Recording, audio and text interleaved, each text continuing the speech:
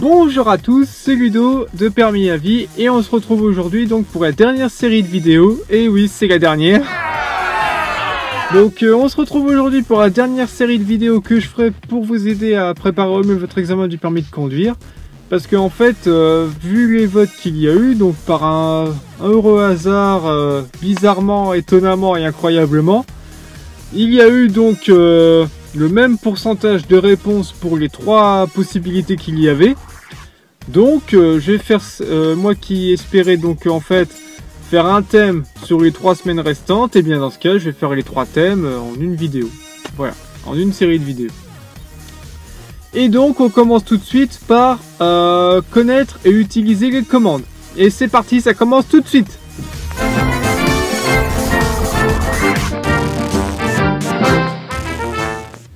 Et donc nous revoilà pour connaître et utiliser les commandes du véhicule. Alors, connaître et utiliser les commandes du véhicule, ça peut vous rapporter facilement 3 points. Alors, connaître et utiliser les commandes du véhicule, qu'est-ce que ça implique? Ça implique de savoir utiliser l'accélérateur, l'embrayage, le freinage, la boîte de vitesse, le frein à main. Également, vous pouvez inclure éventuellement les rétros intérieurs et extérieurs dans les commandes. Le volant également, vous pouvez l'inclure. Et donc tout cela formera votre conduite durant tout l'examen. Si vous savez bien utiliser, vous aurez une bonne conduite. Et donc tout cela vous rapportera 3 points. Alors maintenant, comment gagner ces 3 points-là? Eh bien en fait, donc on va commencer par l'embrayage. L'embrayage, car en fait ça représente le problème chez pas mal d'apprentis conducteurs. Parce qu'en fait, il y a ce qu'on appelle le point de patinage. Le point de patinage, quand on commence, c'est assez difficile à trouver. Je me rappelle qu'au début quand même, j'avais du mal à voir ce qu'on attendait de moi au niveau de ce fameux point de patinage. Et donc en fait, le point de patinage, c'est tout simplement le moment où vous pouvez retirer votre pied de l'embrayage et que votre voiture, ça y est, elle est suffisamment lancée. Vous pouvez conduire sans avoir le pied sur l'embrayage. Donc en fait, où se situe ce point de patinage?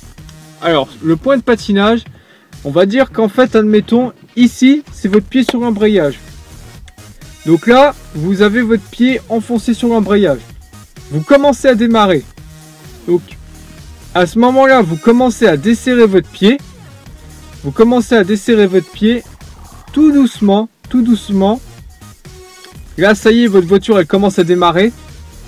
Et donc là, une fois que vous arrivez à ce point-là, là, ça y est, votre voiture a déjà commencé à bien avancer.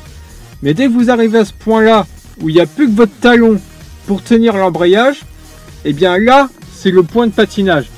C'est le moment où il n'y a plus que votre talon pour soutenir l'embrayage, pour soutenir votre pied sur l'embrayage. Dès que le reste de votre pied est suffisamment en hauteur, et bien dans ce cas-là, ça y est, vous l'avez atteint. Vous pouvez retirer tout doucement votre pied. Il ne faut pas le retirer d'un coup sec, sinon c'est le calage assuré. Voilà. Donc ensuite, comme commande, ce que vous avez, c'est l'accélérateur. Alors l'accélérateur, il faut savoir l'utiliser à bon escient. C'est-à-dire qu'en fait, quand vous sortez par exemple d'un rond-point, que vous êtes en agglomération, vous devez passer de 30 km/h à 50 km/h. Et ça, il faut quand même savoir appuyer fortement sur l'accélérateur pour pouvoir repasser à la bonne vitesse. Parce que sinon, vous allez gêner les autres conducteurs. Et donc là, vous allez perdre des points. Donc il faut vraiment enfoncer la pédale quand c'est nécessaire. Donc moi le défaut que j'avais, c'était qu'en fait vu que la pédale de frein et la pédale d'accélérateur, il faut le même pied, c'est le pied droit en général. Et bien en fait le problème c'est que vu que j'appuyais doucement sur le frein, parce qu'en fait il faut quand même savoir anticiper. Dites-vous que quand même si vous arrivez à un rond-point, il ne faut pas freiner d'un coup. Il faut vous dire que c'est comme s'il y avait 6 voitures devant vous. Vous vous dites, il y a 6 voitures devant vous, donc je freine tout doucement. Et comme ça, en fait, vous arriverez déjà mieux sur votre rond-point. Vous pourrez déjà mieux anticiper sur ce qui se passe, qui est en train de circuler, est-ce que la voie est libre, est-ce que je peux m'engager. Et donc cela sera bénéfique quand même pour vous à l'examen. Donc le problème que j'avais, c'est que vu que je freinais doucement, quand je repassais sur la pédale d'accélération avec le même pied, j'accélérais doucement également. Mais il ne faut pas faire ça. Il faut accélérer d'un coup sec quand c'est nécessaire. Donc sachez quand même bien doser vos pédales. Le frein, en général, c'est le plus doucement. l'accélération en général, il faut quand même qu'elle se fasse rapidement. En général. Ensuite donc, vous avez la boîte de vitesse, donc le levier de vitesse.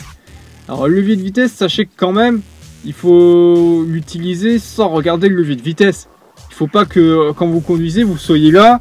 Alors je passe ma deuxième, voilà. Là, je passe ma troisième. Non, là, parce que vous quittez le regard de ce qui se passe devant vous seulement quelques secondes pour passer la vitesse.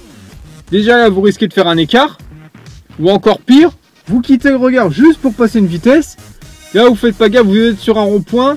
Il y a un cinglé qui s'est engagé pour vous griller la priorité. Vous lui rentrez dedans direct, là. Ça, il faut vraiment que vous réussissiez à passer les vitesses sans regarder le levier. Donc, je pense que bon, je vais quand même vous remontrer. Mais je pense que quand même, pour ceux qui vont passer l'examen dans peu de temps, c'est pas vraiment nécessaire. Mais on sait jamais pour les nouveaux. Donc, quand vous passez vos vitesses, donc là, je passe ma première. Là, je passe la seconde. Là, je fais l'escalier. Donc, quand je suis en deuxième, je fais un escalier comme ça. Et je passe en troisième. Pour passer en quatrième, je mets ma main comme ça et je recule. Ensuite, pour passer en cinquième, c'est pareil, c'est un escalier. Et voilà, je suis en cinquième.